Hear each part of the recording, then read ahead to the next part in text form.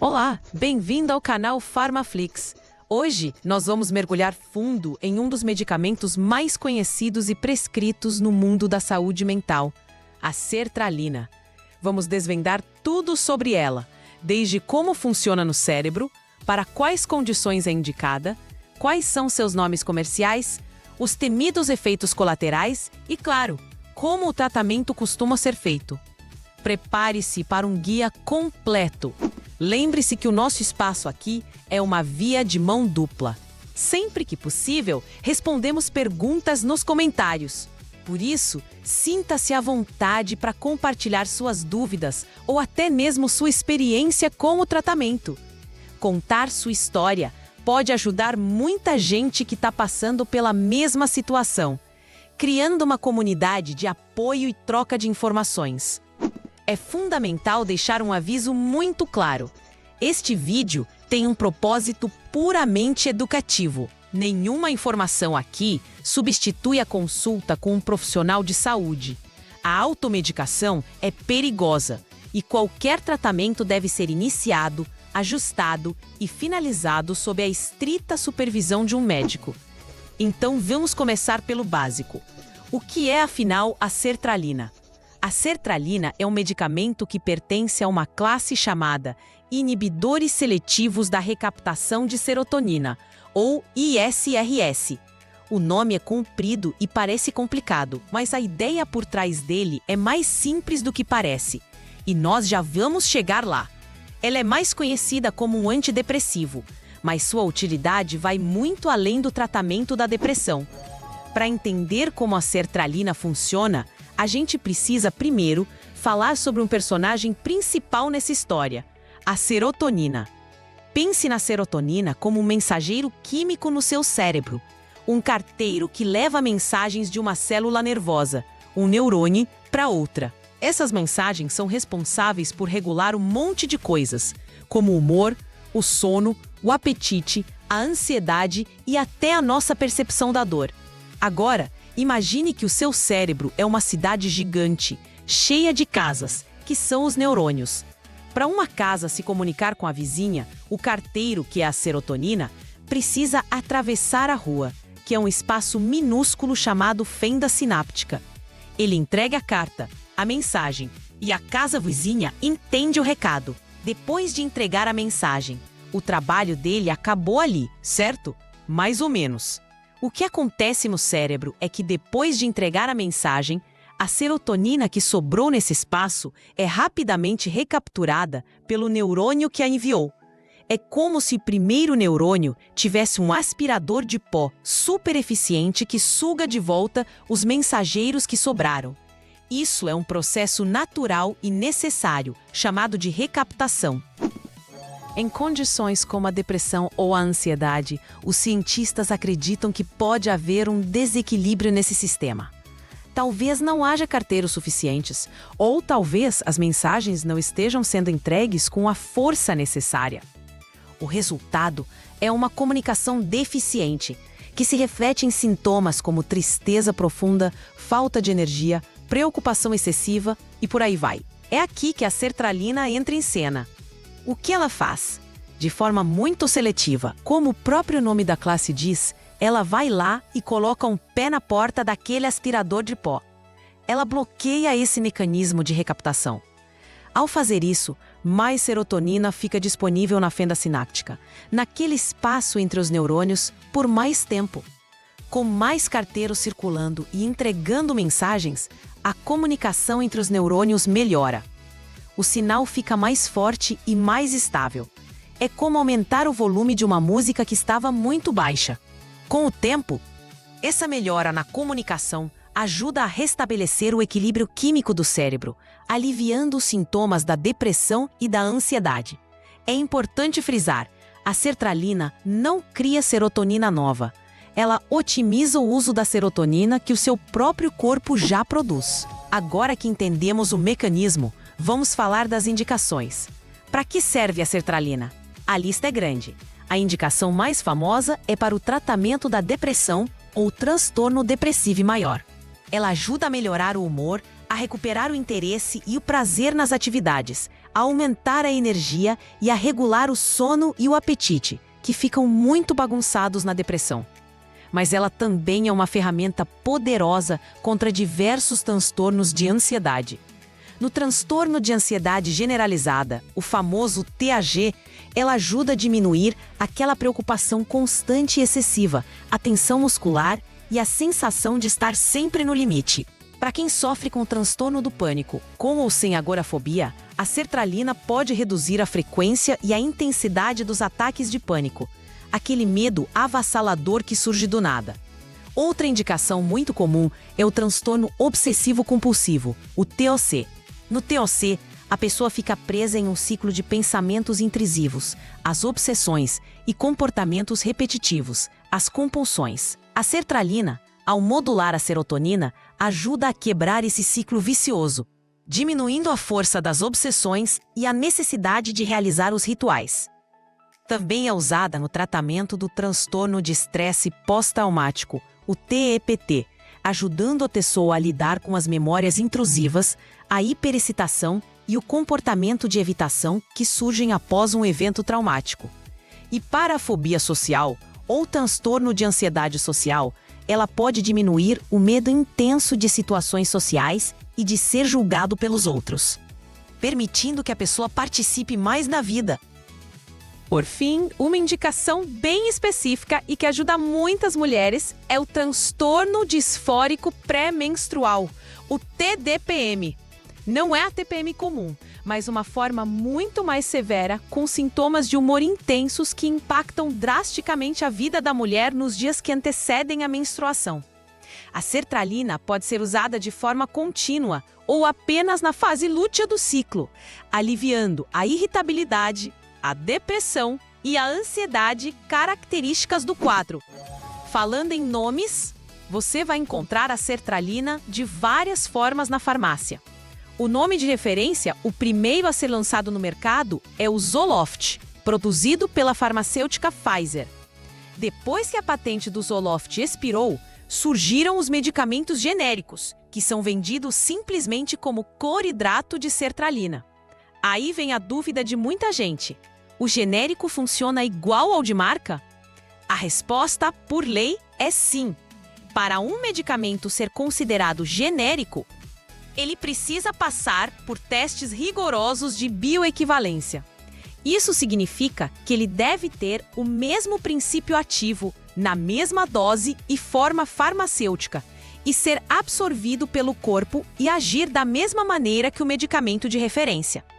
Além do Zoloft e do genérico, existem também os medicamentos similares, que são outras marcas que produzem a sertralina, como o Tolrest, o Serenata, o Acerte, entre muitos outros. A escolha entre eles, muitas vezes, se baseia no preço ou na confiança que o médico e o paciente têm em um determinado laboratório. Vamos falar de doses, a famosa posologia. Uma regra de ouro no tratamento com antidepressivos é começar baixo e ir devagar. O médico geralmente inicia o tratamento com uma dose baixa, como 25 mg ou 50 mg por dia.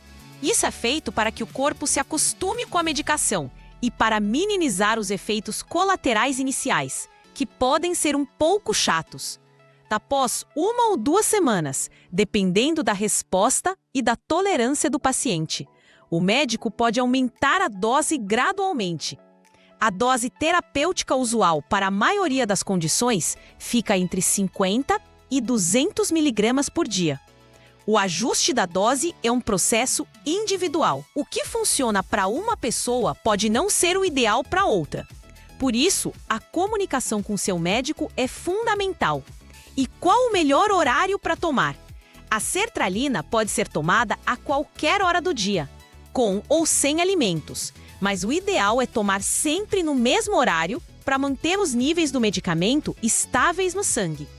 Algumas pessoas sentem um pouco de insônia ou agitação no começo, então preferem tomar pela manhã. Outras sentem sonolência e, para elas, tomar à noite pode ser uma boa estratégia. Converse com seu médico para decidir o melhor para você. Se causar enjoo, Tomar junto com uma refeição pode ajudar bastante. E se esquecer de tomar uma dose? A orientação geral é: se você se lembrar no mesmo dia, pode tomar a dose esquecida. Mas se já estiver perto do horário da próxima dose, pule a dose esquecida e tome a próxima no horário normal. Jamais tome 2 doses de uma vez para compensar. Isso aumenta muito o risco de efeitos colaterais. Uma das maiores fontes de ansiedade para quem começa um tratamento é o tempo que ele leva para fazer efeito. E aqui é preciso ter paciência. A sertralina não é como um analgésico que você toma e a dor de cabeça passa em meia hora. Os efeitos colaterais podem aparecer logo nos primeiros dias, mas os benefícios terapêuticos, a melhora do humor e da ansiedade costumam levar de 2 a 6 semanas para se tornarem evidentes. Pense nisso como cuidar de um jardim. Você prepara a terra, planta a semente e rega todos os dias. Você não vê a flor nascer no dia seguinte, certo? Leva tempo para a semente germinar, criar raízes e finalmente florescer. Com a sertralina é parecido. O cérebro precisa de tempo para se adaptar às novas concentrações de serotonina e para fazer as religações necessárias. Esse processo é chamado de neuroplasticidade. Então, não desanime se não se sentir melhor na primeira semana. É esperado. E chegamos à parte que ninguém gosta, mas que precisamos conversar com muita honestidade: os efeitos colaterais. Quase todo medicamento pode causar efeitos adversos, e com a sertralina não é diferente. A boa notícia é que a maioria deles ocorre no início do tratamento e tende a diminuir ou desaparecer com o tempo, conforme o corpo se adapta. Os mais comuns são os gastrointestinais. Náusea é a queixa número 1. Muita gente sente um enjoo chatinho nos primeiros dias. Diarreia ou fezes amolecidas também podem ocorrer. Boca seca é outra reclamação frequente. Beber bastante água e chupar uma bala sem açúcar pode ajudar. No campo neurológico, dor de cabeça, tontura e tremores podem aparecer. E aqui temos um paradoxo interessante. A sertralina pode causar tanto sonolência quanto insônia. É imprevisível como cada organismo vai reagir. Algumas pessoas se sentem mais sonolentas durante o dia, enquanto outras têm dificuldade para dormir à noite. Por isso, a importância de ajustar o horário da tomada. Uma agitação ou um aumento da ansiedade inicial também pode acontecer. Parece estranho um remédio para ansiedade causar mais ansiedade no começo, né? Mas é uma reação de adaptação do cérebro. Geralmente, isso passa em 1 ou 2 semanas. Se for muito intenso, o médico pode até prescrever um calmante para ser usado apenas nesse período inicial. Agora, vamos falar de um efeito colateral que pode persistir e que é uma grande causa de abandono do tratamento: a disfunção sexual. A sertralina pode causar diminuição da libido, ou seja, de desejo sexual, tanto em homens quanto em mulheres.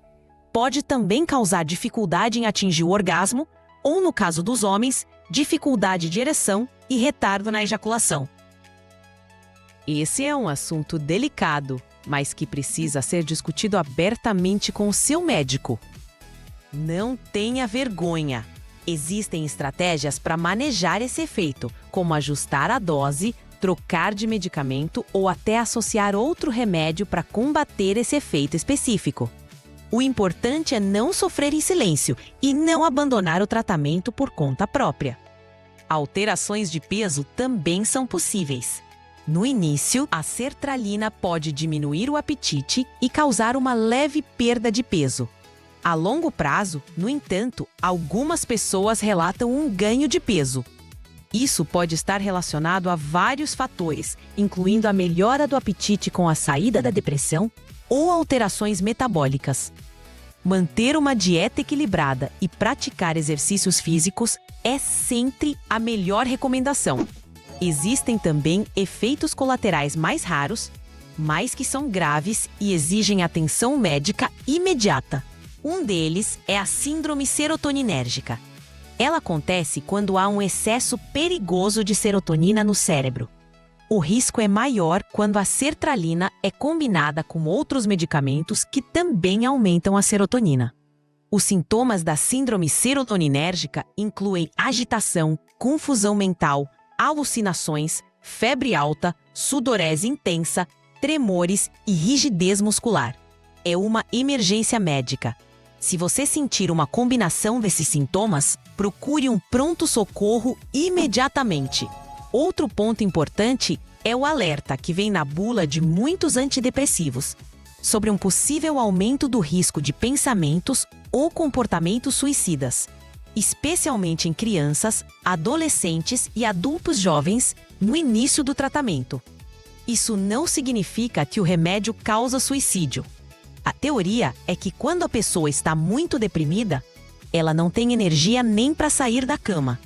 O antidepressivo, nas primeiras semanas, pode devolver a energia antes de melhorar o humor. Com mais energia, mas ainda com o humor deprimido, a pessoa poderia ter mais disposição para agir sobre pensamentos ruins que já existiam. Por isso, o acompanhamento médico e familiar próximo nas primeiras semanas de tratamento é crucial. E quem não pode tomar sertralina? As contraindicações absolutas são poucas. A principal é para pessoas que têm alergia conhecida à sertralina ou a qualquer outro componente da fórmula. Outra contraindicação muito séria é o uso concomitante com medicamentos da classe dos inibidores da monoaminoxidase, os IMAO. A combinação desses dois tipos de antidepressivos pode causar a síndrome serotoninérgica grave. É preciso haver um intervalo de, no mínimo, 14 dias entre a parada de um e o início do outro. Pessoas que usam o antipsicótico Pimosida também não devem tomar sertralina. Além disso, é preciso ter cautela em pacientes com problemas no fígado ou nos rins, pois a dose pode precisar de ajuste. Pacientes com histórico de convulsões ou transtorno bipolar também precisam de um acompanhamento cuidadoso, pois a sertralina pode, em alguns casos, desencadear um episódio de mania em pessoas com bipolaridade. E durante a gravidez e a amamentação? Essa é sempre uma decisão complexa, que deve ser tomada em conjunto entre a mulher, seu obstetra e seu psiquiatra. A regra é pesar os riscos e os benefícios. Deixar uma depressão grave sem tratamento durante a gestação também oferece riscos para a mãe e para o bebê. A sertralina é um dos antidepressivos considerados mais seguros para uso nessas fases, mas cada caso é um caso e precisa ser avaliado individualmente. As interações medicamentosas são outro ponto de atenção. Já falamos do perigo com os IMAO, mas a sertralina pode interagir com muitos outros remédios. Por exemplo, o uso junto com anti-inflamatórios, como o ácido acetilsalicílico, o famoso AAS, ou com anticoagulantes como a varfarina, pode aumentar o risco de sangramentos. Também é preciso cuidado com outros medicamentos que atuam no sistema nervoso central, como outros antidepressivos. Medicamentos para enxaqueca da classe dos triptanos, o analgésico tramadol e até mesmo o fitoterápico erva de São João. Todos eles podem aumentar os níveis de serotonina e o risco da síndrome que já conversamos. Por isso, é vital que seu médico saiba de absolutamente todos os medicamentos, vitaminas e suplementos que você usa. E o álcool? A recomendação geral é evitar ou consumir com muita moderação. O álcool é um depressor do sistema nervoso central. Misturá-lo com a sertralina pode potencializar a sonolência e a tontura, prejudicando a coordenação motora e os reflexos. Além disso, o consumo de álcool por si só pode piorar os sintomas da depressão e da ansiedade, indo na contramão do tratamento. O tratamento com sertralina geralmente é de longo prazo.